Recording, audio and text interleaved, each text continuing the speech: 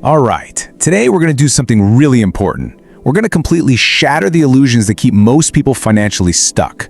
This isn't just about learning a few new facts. It's about totally rewiring the way you think about money, about work, and about wealth itself. Now, some of this might feel a little uncomfortable. It might go against everything you've been taught, but trust me, the clarity you're about to gain is absolutely worth it. You know, that quote really hits the nail on the head for what we're doing here. It can be tough letting go of these financial myths, mostly because they're just everywhere. They're what we grow up with. But you have to stick with me on this, because on the other side of that discomfort, that's where you find a level of financial clarity, a world of opportunity that most people just never, ever get to see. So, you ready? Let's dive in. So, let's kick things off with a story that probably sounds, well, incredibly familiar. It's the standard path to success, right? The one we're all sold from the time we're kids. Yeah, we all know this script by heart. Go to school, get good grades, get into a good university, land that secure, high-paying job, and then just climb that corporate ladder for the next 40 years. We're taught this is the blueprint for a good, comfortable life. But here's the uncomfortable question. What if that entire blueprint is flawed? What if it's not actually the path to wealth, but a really well-disguised trap?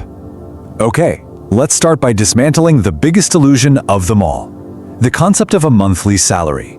It's the number we all chase, the metric we all use to measure our worth. But you know what? It's profoundly misleading. It's a lie. I mean, seriously, think about it. Whenever we talk about a job, what's the first question that always comes up? So what's the salary? We use that single number for everything, to compare job offers, to define our success, to plan our entire lives around. But focusing on that one monthly number, that's exactly how the trap gets sprung. Asking about your monthly salary is the wrong question to ask. And the reason is, it completely hides the single most important variable in the entire equation, your time. The one and only metric that truly matters, the one that reveals the real value of your life's energy, is your effective hourly wage.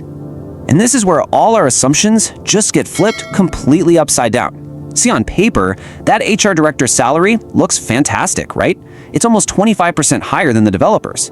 But look what happens when we factor in the real hours worked. We're talking the commute, the unpaid overtime, the late-night emails you have to answer. Suddenly, the developer, even with a lower monthly salary, is earning almost double the director's real hourly wage. This number right here, this is the truth. $37.50 an hour. It's not about the big, flashy monthly number. It's about the real, tangible value you get for 1 hour of your one and only life. This number is what truly determines your financial power. So, here's your homework. I really want you to do this for yourself. Take your total monthly take-home pay and divide it by the total number of hours you honestly dedicate to your job. And be brutally honest with yourself. Include the commute, the extra hours on the weekend, thinking about work in the shower, everything. The number you get, that is the real price of an hour of your life. And that's your new starting point. Okay, so now that we're thinking in terms of our real hourly wage, let's tackle the next big illusion. This idea that climbing the career ladder is the only way to get rich. And that brings us to this really powerful framework called the Cashflow quadrant. Now, this might look simple, but it is incredibly profound. It represents the only 4 ways that people can legally earn money in our economy. You're either an employee, you're self-employed, you're a business owner, or you're an investor. Every single person who earns an income fits into at least one of these 4 boxes. So an employee, right? You have a job. You trade your time for a paycheck, and what you value most is security.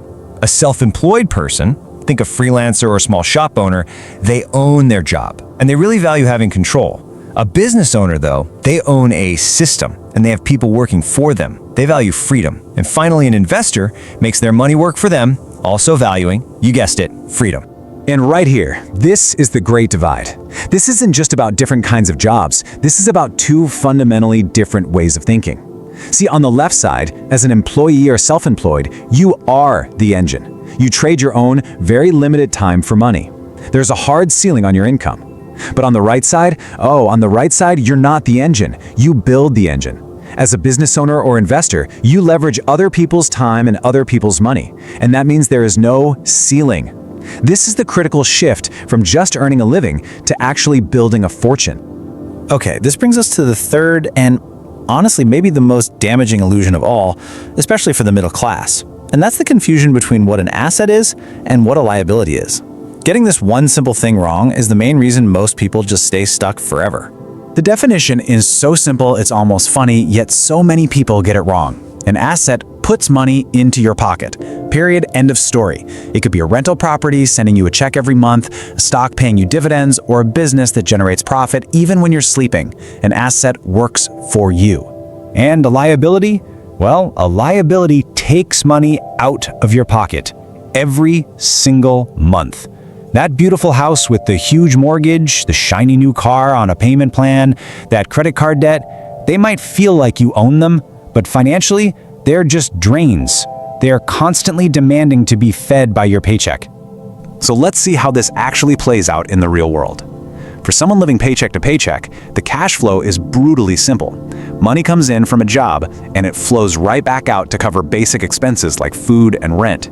It's a survival loop, and there's just no room for any kind of growth. Now, this next pattern is where the trap gets really sophisticated. This is the middle class pattern. The income from the job is used to buy what they think are assets. A beautiful home, a nice car. But because these things come with mortgages, insurance, repairs, and payments, they don't put money in your pocket. They take it out.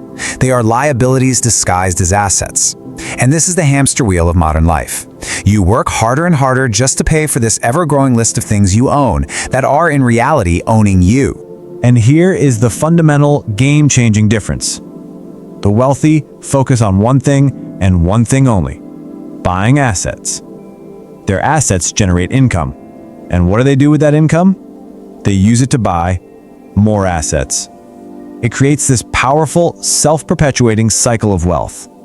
Their assets pay for their lifestyle, not their job. Phew. Okay, so we've just shattered a lot of old illusions about salary, careers, and what an asset really is. So, what now? Where do we go from here? Let's build a simple, actionable game plan based on this new reality. Forget all the complicated financial advice you hear. Your new path boils down to these 3 crystal clear steps. First, you need to be obsessed, relentlessly focused on increasing your true hourly wage. Second, you have to create a financial surplus, a gap between what you earn and what you spend. And third, and this is the absolute key to everything, you must use 100% of that surplus to buy true income-generating assets. And why is that third step so critical, so non-negotiable? Because of this, the beautiful, mind-bending magic of compounding. Just look at the power here. Investing just $500 of your surplus every month can grow to over $170,000 in a decade. If you can manage to push that up to $1,000 a month, you're looking at over $350,000. This is how small, consistent actions grow into life-changing wealth. So you're probably asking, okay, great, where do I actually put this surplus to work? Well, these are the main categories of assets that you should start researching right away. Whether that's starting a side business, buying stocks and bonds, investing in real estate, or even creating your own intellectual property, the goal is always the same: acquire things that put money back into your pocket. So we've torn down the old broken rules and we've built a brand new game plan. The knowledge is now yours. And with that knowledge comes the power to completely change your financial destiny. So the only question that really matters now is this: what is your first step going to be? Will you calculate your true hourly wage tonight? Will you identify one liability you can cut this week? Or will you start researching your very first real asset? Your journey to financial freedom starts with that one single decision. Make it now.